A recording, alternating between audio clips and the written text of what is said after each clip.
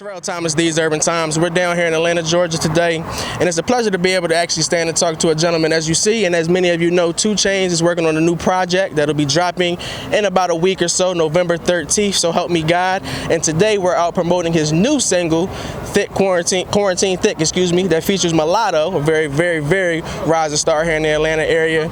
And it's actually being hosted at Breakfast at Barney's, an establishment that I hope, if you get down to Atlanta, that you come and check out. And I've seen it on my timeline. Right. I've heard about their fantastic dishes. Right. I've heard about the upscale ambiance in which you're presenting. Absolutely. And it's a pleasure to sit down here and speak with one of the owners, Dr. Sanford. How you feeling today, sir? Doing great. Pleasure to be here. So give me a little bit of your background and history. Okay. What got you into the restaurant business? Okay, I got to give a lot of credit. My partner, the actual Barney Berry, we and him have been longtime friends. We went to school freshman year at Morris Brown over 20 years ago. HBCU? Absolutely. HBCU love all the way around. And it was one of those things where we've done a lot of different businesses. We've done things, from logistics to nightlife. And then from that standpoint, we wanted to create something for the people, for the culture. There was like a void in the city just all the way around where you could have that ambiance for great food environment. Everywhere from your family to like the ladies that want to brunch or, the people that just want to get together and have a good time in a nice environment. So that's what we felt we needed to create for the culture and bring to the city and raise the bar for Black excellence as far as businesses. So that's where Breakfast at Barney's came from. Yeah. One thing I want to tip my hat to you about is we're in 2020. Yes. We're all well aware of where we are in the worworld. Absolutely. We've been keeping our mask and things on, just except for the interview. Right. But you've been able to start a business, and your business, although it's young and you're still in the beginning stage, it is definitely thriving here in the Atlanta area. Right. What was key to that? What were some of the essentials to not only starting a business in a pandemic, but also finding a way to find success during these times? Right.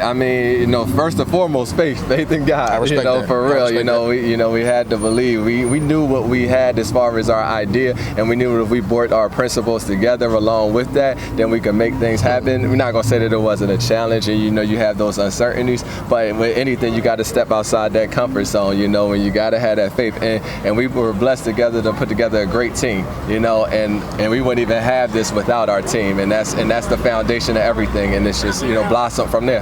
Now, one thing that I enjoy when I'm scrolling my timeline, I'm seeing these wonderful dishes. French toast looks amazing. I'm hearing something about lamb chops or something like that. Right. What's some of your favorite dishes, or what would you recommend to someone who comes out and is checking out Breakfast at Barney's? Man, everything. but we have like the Yardbird is very popular. That's like our chicken and waffles dish. One of our signatures is our 14-karat gold pancakes, so that's one of the things that everyone comes in. Pancakes so good, people don't even put syrup on them.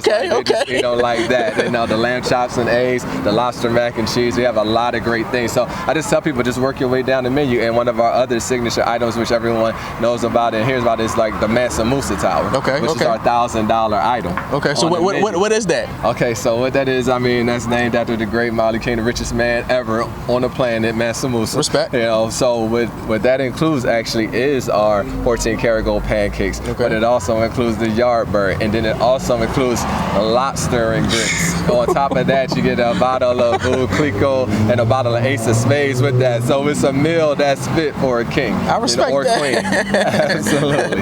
Yeah. Now, and, you also gave mention to Morris Brown, HBCU pride, of course. Our Madam Vice President-elect is a member of an HBCU as well. Can you just speak to our audience about the Black excellence that comes out of those educational institutions, those higher learning institutions, and why it's so important and pivotal that we keep those alive and striving for young African Americans here in America? Yeah, it's just a joy right now to see what the Vice President-elect, the position that she's in now, and just in general. It's HBCU pride all the way around. But it's one of those things where HBCUs are so important because they give us, a sense of not only belonging, but a sense of pride, a sense of history, and unless you see individuals that are helping nurture you and actually say, hey, you can do this, you can raise the bar, you can be better in that environment. It's not that obstacle environment of people trying to look down on you. And not saying that happens at all institutions, but unfortunately it does happen at many. So when you have the HBCUs where you have this supportive environment and it's nothing but Black excellence or nothing, that makes all the difference in laying that foundation, and that's what we That's why it's so important to keep those alive. One of the things that connected us outside of you being a young black entrepreneur here in Atlanta was finding out about your Philadelphia roots. I'm also a Philadelphia native, so it's always great to run into another eagle, I'll say. Absolutely. Let our audience, a lot of folks are looking to be entrepreneurs in these times. Right. And it's not easy all the time, whether you're traveling and going to school, whether school brings you to a new location or a job brings you to a new location. Can you talk about what kept you poised and what kept you, what kept you in position to once you came here to school, that you kept the ball rolling and be in the place where you are today, which is a wonderful establishment. Right.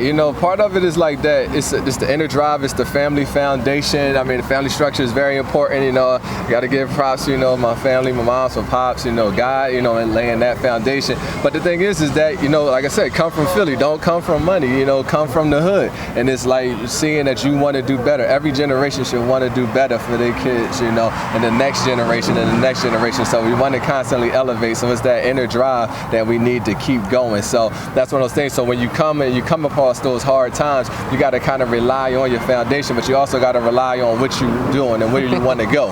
And so you cycle back to those, or what people call it is like, what's your why? And then you factor that in, and then that's that motivation and that inner drive that gets you there. Before I let you go, of course, the main reason we're here, the main event today, is 2 Chainz, Quarantine Thick with Mulatto. Absolutely. Why is it so important for you as a black entrepreneur to reach out into the community and get involved with what's going on with other entrepreneurs and other black provident Atlantans? Absolutely, because it starts with us. We have to, stop waiting for people to save us.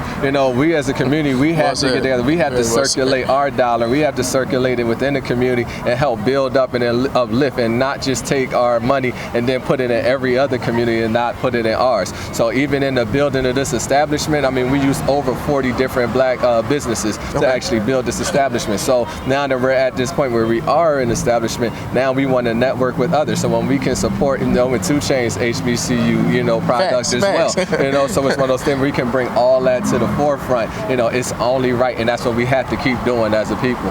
Terrell Thomas, These Urban Times. Can you please let our audience know your social media, how, exactly the location of the restaurant as well, so they can come down and check it out whenever they're in the Atlanta area? Absolutely, yeah. Breakfast at Barney's. You can catch us on _Breakfast at Barney's on Instagram, on Facebook.